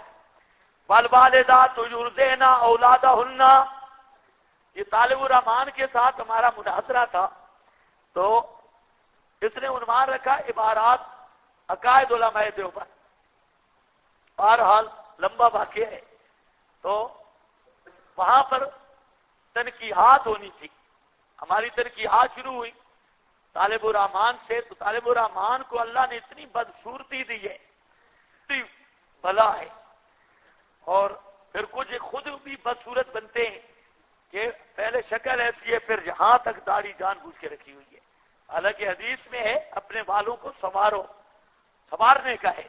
اب جو آدمی ان کو دیکھ کر ہنس پڑے، دیکھ کر تو گناہ گار فاسق یہ ہیں، انہوں نے داڑھی کو مذاق بنایا ہے، تو بہرحال شریعت میں ہر چیز کی حد ہے۔ تو میں نے اسے پوچھا بھائی طالب الرحمان صاحب، یہ جو عقائد علماء دیوبند کفریہ شرکیہ ہیں، تین چیزوں کی وضاحت کرو۔ پہلی چیز تو یہ ہے کہ علماء دیوبند کا عقیدہ ہے اللہ واحد ہے، لا شریک ہے، یہ بھی عقیدہ ہے، اور محمد رسول اللہ خاتم النبیین ہے۔ میرا مطلب یہ ہے کہ سارے عقائد کفریہ شرکیہ ہیں یا بعض عقائد؟ اگر بعض ہیں تو وہ متعین کر کون سے ہیں، یہ پہلی بات اس کے سامنے ہے۔ ہر جگہ پہ کہتے ہیں نا عقائد علماء دیوبند پہ گفتگو کریں گے، تو میں نے کہا عقائد متعین کر، تمام عقائد کفریہ شرکیہ ہیں یا بعض؟ اگر بعض ہیں تو کون سے بعض، وہ تحریر کر کے دے، ایک۔ دوسرا، علماء دیوبند سارے مراد ہیں یا بعض؟ اگر سارے مراد ہیں تو اس طرح تشخص اتنا تعریف کر کہ علماء دیوبند کا مفہوم واضح ہو جائے، تیرے نزدیک علماء دیوبند کون ہے، دیوبندی کس کو کہتے ہیں، اس کی تعریف کر، تاکہ آگے بات کے اجزاء آسان ہو جائیں۔ تو دو۔ تیسرا، کفر یا شرک، اس کی تعریف کر، شرک کس کا نام ہے، کفر کس کا نام، تاکہ حکم لگانا آسان ہو۔ یہ تین اجزاء ہیں، عقائد کی وضاحت کل یا بعض، علماء دیوبند کی وضاحت سارے، اگر سارے ہیں تو پھر تعین کیا ہے ساروں کا، کوئی ایسا مفہوم متعین کر تاکہ ہمیں پتہ چلے تو عبارتیں کس کو تو علماء دیوبند سمجھتا ہے، اور شرک کا مفہوم بھی متعین کر، شرک کا کیا مفہوم ہے یا کفر کا تیرے نزدیک، تاکہ ہم دیکھیں کہ باقی انتباق ٹھیک ہے یا نہیں۔ یہ تین باتیں تھیں، آپ یقین کریں وہ ویڈیو بھی ہے۔ طالب الرحمان جب یہ تین باتیں میں نے کی، ایسا لگتا ہے کہ ابھی بیچارے کی روح نکلتی ہے، ابھی کہتے نہیں یہ کوئی سوال ہے، یہ کوئی سوال ہے۔ علماء دیوبند وہ ہیں جنہوں जिन्होंने देवबंद बनाया, जिन्होंने देवबंद तैयार किया, जिन्होंने बंद आबाद किया, मैंने कहा बनाया तो मिस्त्रियों ने था, मिस्त्री मजदूर लगे थे, उन्होंने इमारत बनाई। तो मुतय्यन फतवा लगा रहा है कुफर का, और किस पर पते ही को नहीं। ध्यानदारी देखो ना, फतवा है शिरक और कुफर का, और ये पता ही नहीं फतवा लगा किस पे रहा हूं। तो 20 मिनट सिर्फ ये गुफ्तगू जारी रही। 20 मिनट के बाद वो आप सीडी देखें, तालिबुर रहमान ऐसे पढ़ाए, बहुत अखीर पे तो बहुत मजा बन गया, क्योंकि जब वो बिल्कुल फंस गया, कोई जवाब नहीं, एक चीज भी मुतय्यन नहीं की। हाँ, एक लिख कर दिया वहदतुल वजूद का नजरिया, और जो मुनाजिर था उसको कहा, हमने कहा इसे दस्तखत करा मुनाजिर से, तो तालिबुर रहमान ने लिखा एक कुफरिया नजरिया वहदतुल वजूद। तो मौलवी जुबैर अली ज़ई को कहते हैं दस्तखत कर, उसने कहा मैं दस्तखत नहीं करता। इनका आपस में वहां झगड़ा हो गया, तो एक ये मसला हुआ। आखिर पे जब तंग हो गया तो कहते हैं सादिक गुवाहाटी जो पिछले महीने तुम्हारे साथ था, अल्हम्दुलिल्लाह वो आले हदीस हो गया। तो मैंने कहा कोई मसला नहीं, सादिक गुवाहाटी को आपने बेटी का रिश्ता दिया है, अगर कोई और है तो और भी आदमी तैयार कर लेंगे, और भी तैयार कर। बस इतनी बात थी। उस्ताद कारी चर मोहम्मद साहब और हजरात बैठे थे, इन्होंने कहा हम तैयार हैं, उसने कहा हम तैयार हैं, हम तैयार हैं। वो पूरा तालिबुर रहमान का मुंह लड़क गया। मैंने कहा बेवकूफा, बात कर रही है उलमाए देवबंद की, या सादिक गुवाहाटी का आ गया, सादिक गुवाहाटी आले हदीस बन गया। तो अगर वो तरीका आज भी कर तो 15-20 मौलवी तैयार हैं, बेटियां देता और आले हदीस बनाता जा, जहां पर बहुत शुगर लगा उससे। तो सीधी सीधी कुरान हदीस वाली बोली नहीं समझते, जब तक साथ करार ना हो। तो इनको अगर आप शराफत के साथ बैठे रहेंगे, काल अल्लाह काल रसूलुल्लाह, सवाल नहीं पैदा होता कि वो कोई बात किसी किनारे रखे। इनको जैसी मुंह और ऐसा ही आगे उसको थप्पड़ मारना चाहिए मुंह देखकर। अब जहां पर कुछ समझे हो बात, खैर मुकल्लिदीन का इख्तिलाफ अल्लाह से। फल वालिदातो, और वालिदात, ख्याल करो सूरतुल बकरा बड़ी मुश्किल है और इंशाअल्लाह करीब आ लगी।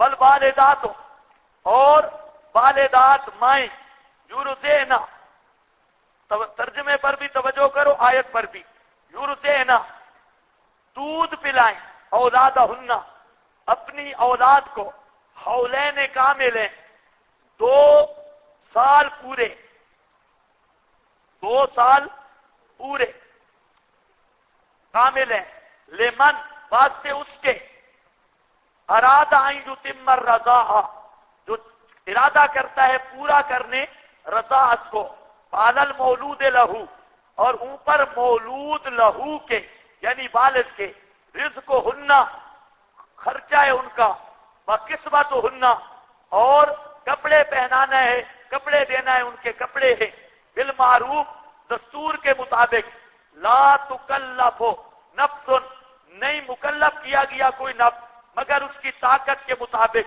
जैसे उसकी गुजरान है उसके मुताबिक कपड़े भी देगा और खर्चा भी देगा।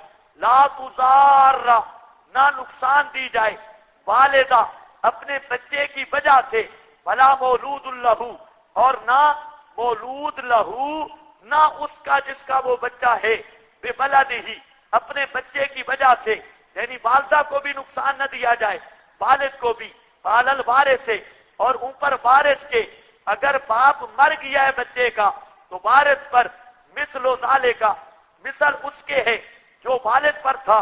भाई इन अरादा, अगर इरादा करें, अरादा दोनों इरादा करें, फिसालन, 2 साल से कम में दूध छुड़ाने का, अंतराजिन, बामी रजामंदी से, मिनहुमा बामी, व तशावुरिन, और आपस में बामी मशवरा से, फला जुनाहा, बस कोई गुनाह नहीं, अलैहिमा, ऊपर उनके, फइन अरद तुम, अगर तुम इरादा करो ये कि दूध पिलाओ अपनी औलाद को, फला जुनाहा, दूध पिला, तस्तरज़िहू का माना दूसरी औरत से दूध पिलाओ, फला जुनाहा अलैकुम, तुम पर कोई गुनाह नहीं, इज़ा सल्लम तुम, जबकि हवाले कर दो तुम, माँ वो कुछ आते ही तुम جو دیتے ہو مقرر کیا ہے تم نے، دیا ہے یعنی پہلے مقرر کیا ہے تم نے، بالمعروف ساتھ دستور کے، واتقوا اللہ، اللہ سے ڈرتے رہو، اور یقین کرو کہ بے شک اللہ تعملون بصیر، جانتا ہے، بصیر تعملون، اللہ دیکھتا ہے جو تم عمل کر رہے ہو، والذین یتوفون منکم۔ اب جہاں پر مسئلہ آیا سمجھو، مسئلہ یہ ہے، اللہ فرماتے ہیں اوپر مسئلہ طلاق کا چل رہا ہے، طلاق میں یہ مسئلہ چلتا ہے، بیوی کو اگر طلاق دے دی تو بسا اوقات چھوٹے بچے ہوتے ہیں، دودھ پیتے بچے ہوتے ہیں، اور جاہلیت میں یہ بھی ایک مرض تھی کہ اگر عورت کو خامند طلاق دے دیتا، نہ خامند یعنی باپ بچے کا وارث بنتا، نہ ماں بچے کو سنبھالتی، تو وہ بچہ بیچارہ برباد ہو جاتا، ختم ہو جاتا۔ قرآن پاک نے اس رسم کی بھی اصلاح کی ہے کہ اگر خامند نے طلاق دے دی اور ان کی چھوٹی اولاد ہے، آپ ایک ایک چیز سوچتے جائیں، ایک ایک آیت اس بات کی دلیل ہے کہ یہ کلام اللہ ہے، قرآن اپنی خود دلیل ہے، کتنی کہاں کہاں سے اصلاحی پروگرام پیش کر رہا ہے کہ پورا کامل دین تبیان لکل شے کا یہی مطلب ہے کہ جو قابل بیان ہدایت تھی ساری قرآن میں آ گئی۔ اب طلاق کا مسئلہ بیان کر کے ایک پہلو رہ رہا تھا کہ طلاق کی صورت میں چھوٹے بچوں کا کیا بنے گا، قرآن اب اس کو لے رہا ہے۔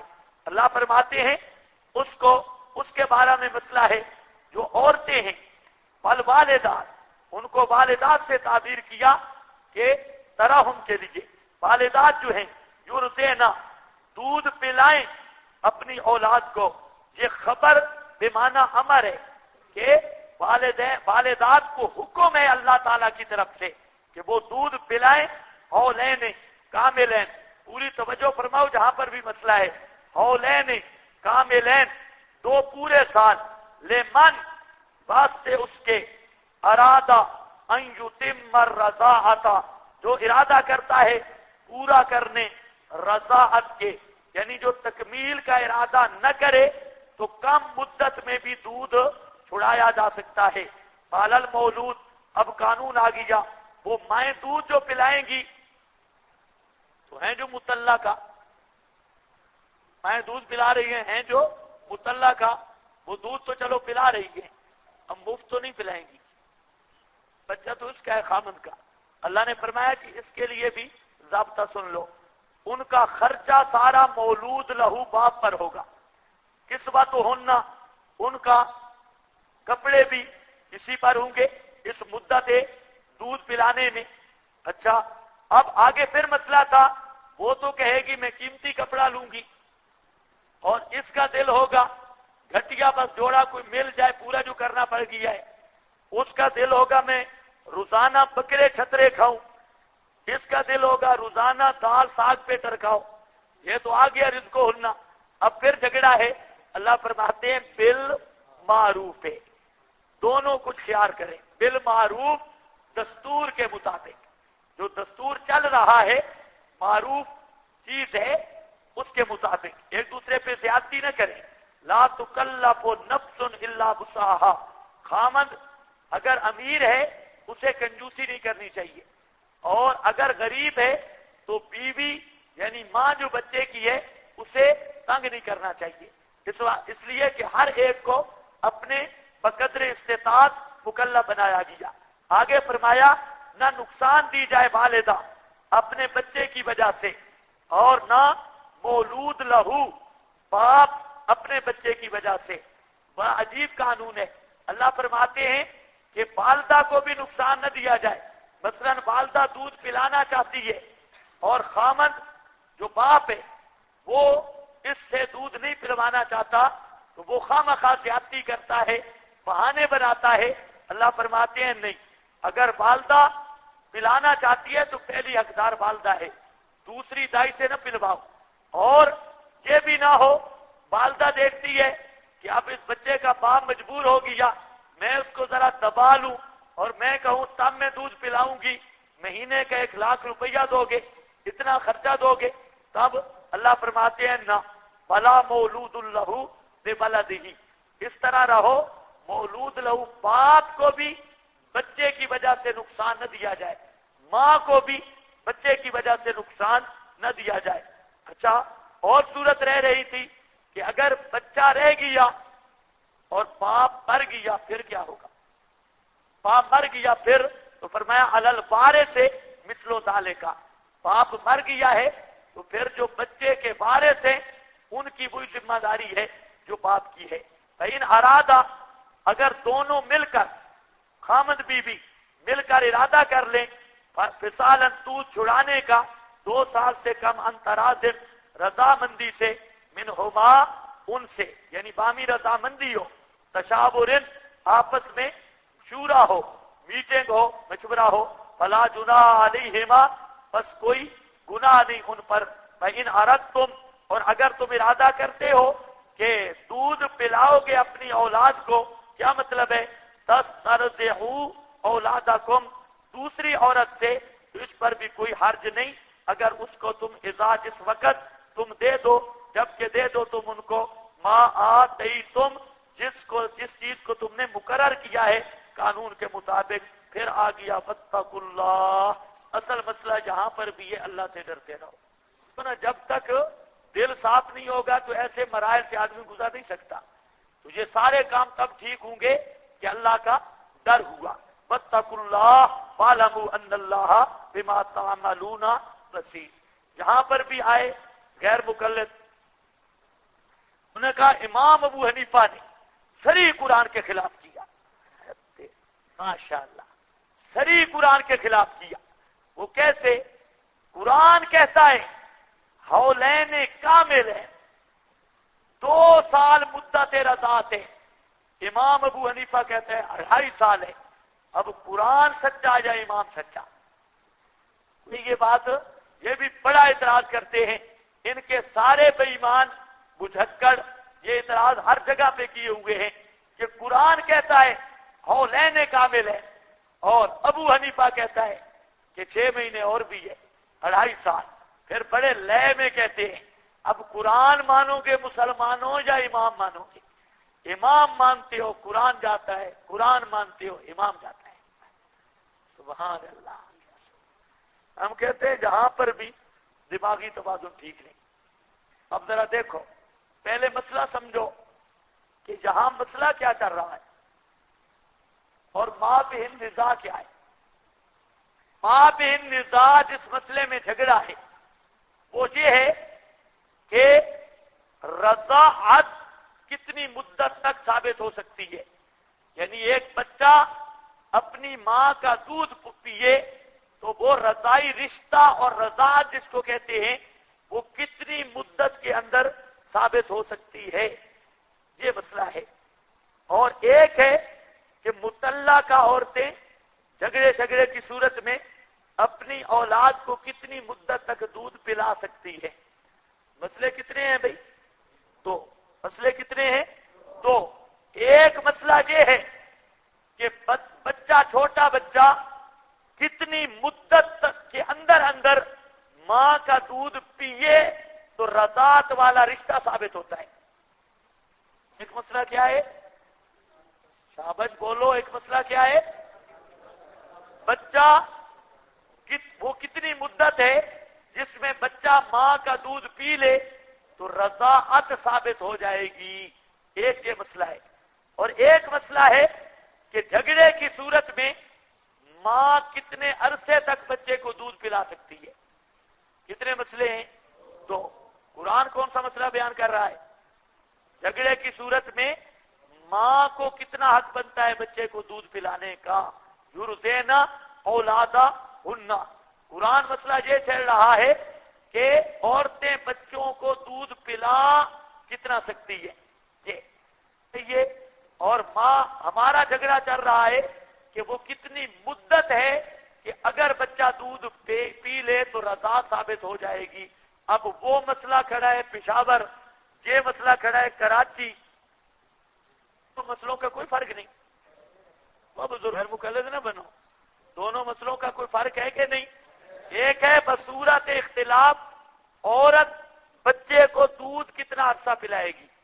दूसरा मसला है वो मुद्दत कितनी है جس میں رضائی رشتہ ثابت ہوگا، رضائی رشتہ ثابت ہوگا۔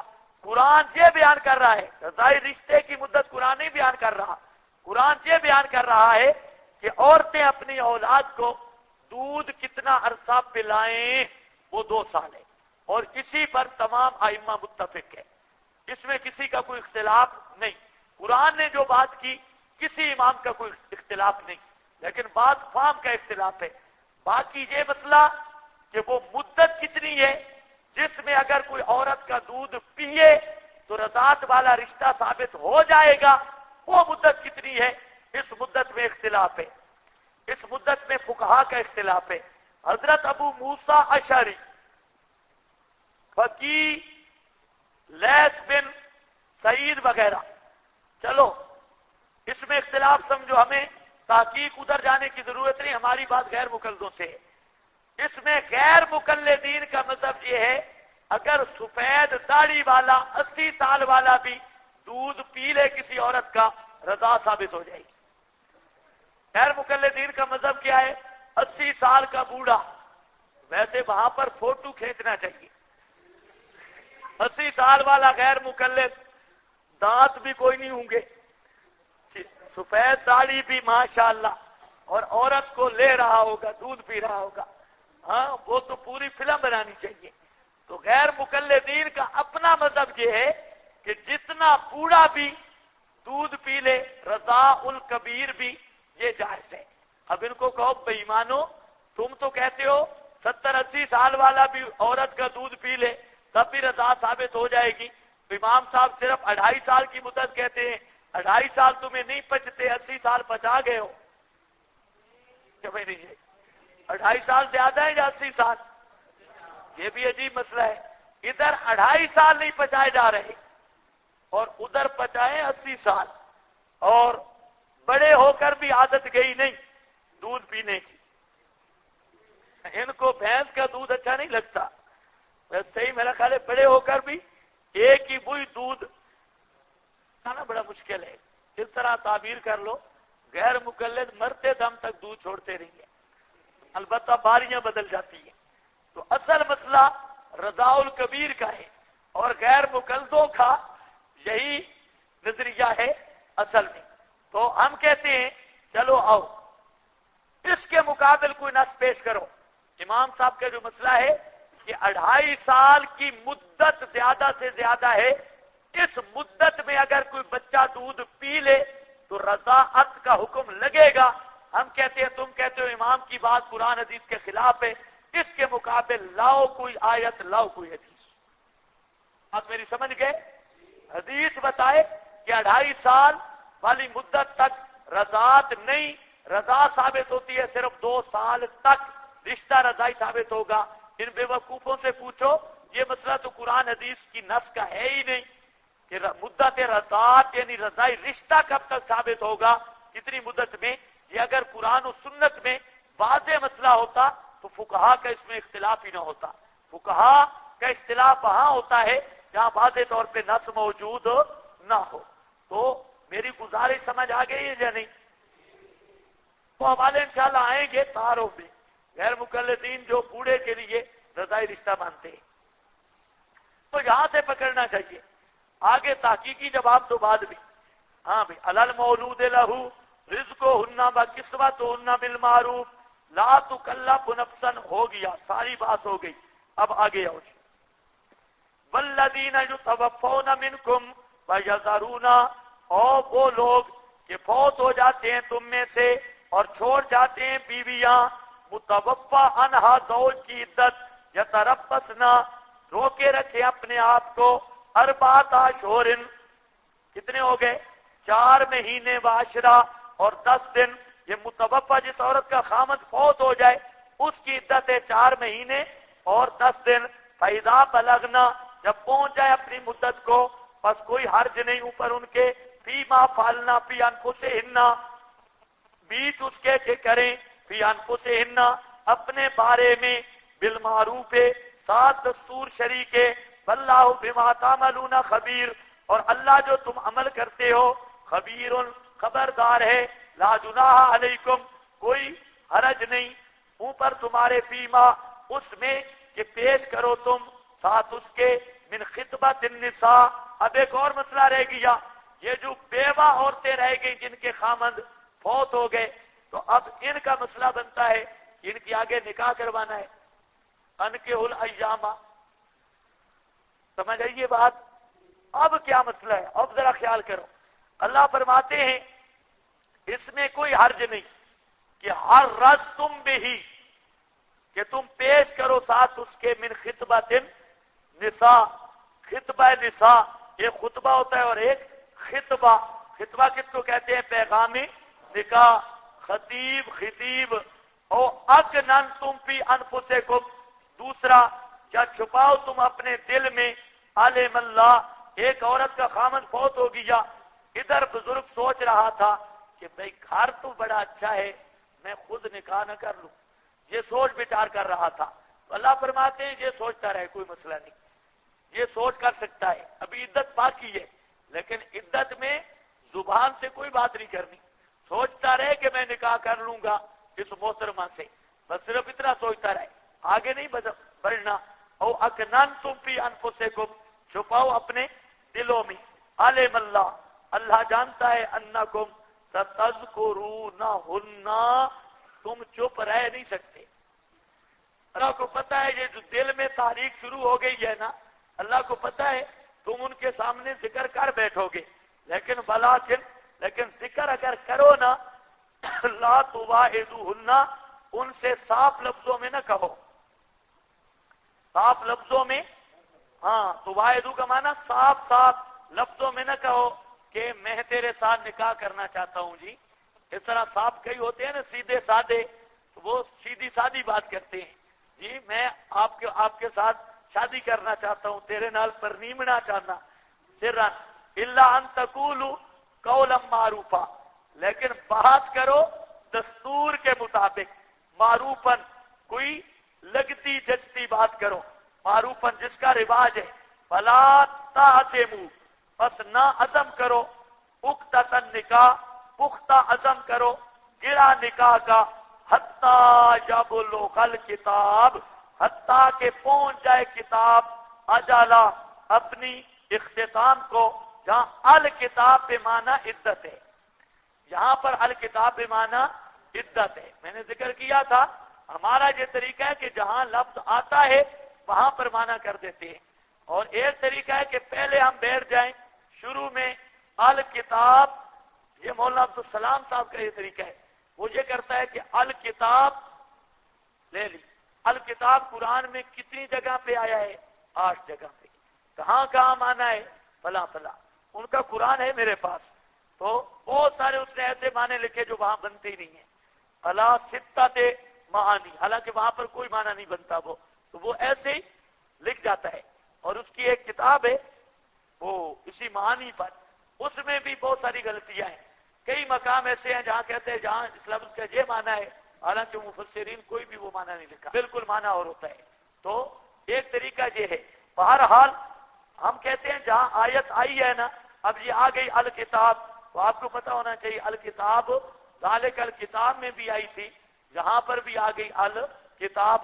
تو جہاں مانا کیا ہے الکتاب کا؟ عدت. سمجھ گئے ہو کہ نہیں؟ عدت پہنچ جائے اپنے وقت کو. اب جہاں پر کیا مسئلہ ہے، اللہ فرماتے ہیں بیوہ عورتیں، ان کو صراحت سے نہیں کہہ سکتے، نہ ان کی عدت میں نکاح کر سکتے ہیں. ہاں دل میں پروگرام بھی بنا سکتے ہو، اور کنائی طور پہ ان کو کہہ بھی سکتے ہو اے گزرا، اور ساتھ کہا یار روٹی پکانے والا بندہ بھی کوئی نہیں اور ہمیں بس اتنی بات کر لو یا گزرا. تو بھائی ہاں آپ جیسے لوگ قسمت والوں کو ملتے ہیں، آپ بہت اچھی ہے قسمت والوں کو. بہرحال آدمی کو حسب موقع ایسے جملے ہو سکتے ہیں. طالب علم تو ہوگا تو وہ سیدھی کہے گا، لیکن بہرحال کنایا کرنا ہے. وَاعْلَمُوا أَنَّ اللَّهَ ہو گیا. فَإِنْ آگے جہاں پر تھوڑی سی تکلیف کرو، اور 4 صورتیں ہیں یہ لکھ لو، پھر سمجھنی آسان ہوں گی، تھوڑا مشکل مقام ہے. مطلقات کی 4 صورتیں، 100 بار 4 مطلقات کی صور اربع. نمبر 1 ممسوسہ مفروض لہا. ابھی ایمان بالغیب لا کر لکھتے اور سمجھاتا ہوں. نمبر 1 ممسوسہ مفروض لہا. حکم تعطا ما فرض لہا. تعطا ما فرض لہا. نمبر 2 غیر ممسوسہ غیر مفروض لہا. غیر ممسوسہ غیر مفروض لہا. حکم لا مہر لہا والا حل متعاتو والا حل متعاتو. نمبر 3 غیر ممسوسہ مفروض لہا. حکم نصف المفروض نصف المفروض. نمبر 4 ممسوسہ غیر مفروض لہا غیر مفروض لہا. حکم مہر مثل مہر مثل. یہ 4 قسم کی عورتیں ہیں. پہلی قسم ممسوسہ مفروض لہا، وہ عورت جس کے ساتھ بدی بھی کی اور مفروض لہا اس کا مہر بھی مقرر تھا. تو اب اس کا کیا بنے گا؟ اس کا حکم ہوگا اس کا جتنا مہر مقرر ہے وہ سارا دینا پڑے گا. مفروض لہا مہر جو مقرر ہے سارا دینا پڑے گا. نمبر 2 غیر ممسوسہ غیر مفروض لہا. ایک وہ عورت ہے جس کے ساتھ ابھی تک ہم بستری بھی نہیں ہوئی اور مہر بھی مقرر نہیں ہے، تو اس کا حکم ہے لا مہر لہا ولا حل متعاتو. اس کے لیے مہر نہیں ہوگا، البتہ کپڑوں کا جوڑا دینا پڑے گا، دوپٹہ اور کپڑوں کا جوڑا، تاکہ وہ جو دل شل ٹوٹا ہے تو خوش ہو جائے بھی چلو کچھ نہ کچھ احسان تو کر دیا ہے. اور نمبر 3 غیر ممسوسہ مفروض لہا وہ عورت ہے جو جس سے جماع تو نہیں ہوا لیکن مہر اس کے لیے فرض ہے. اس کا حکم ہے نصف المفروض، آدھا مہر دیا جائے گا. اور نمبر 4 وہ عورت ہے ممسوسہ غیر مفروض لہا جس عورت سے ہم بستری بھی ہو چکی ہے اور مہر بھی اس کے لیے فرض ہے. اس کا حکم ہے مہر مثل. ہم بستری ہوئی ہے اور مہر مقرر نہیں، میں نے غلط کہہ دیا، مہر مقرر نہیں، اس کے لیے کیا ہوگا؟ مہر مثل. کتنی قسمیں ہو گئی؟ 4. اب اندر دیکھو، یہی 4 صورتیں جہاں قرآن نے ذکر کی ہیں، جو 4 پار آ گئی یہی 4 اندر ہے. یہ صرف نیچے حاشیہ دیکھتے آؤ سمجھتے جاؤ گے. لا جناح علیکم، نیچے کیا لکھا ہے؟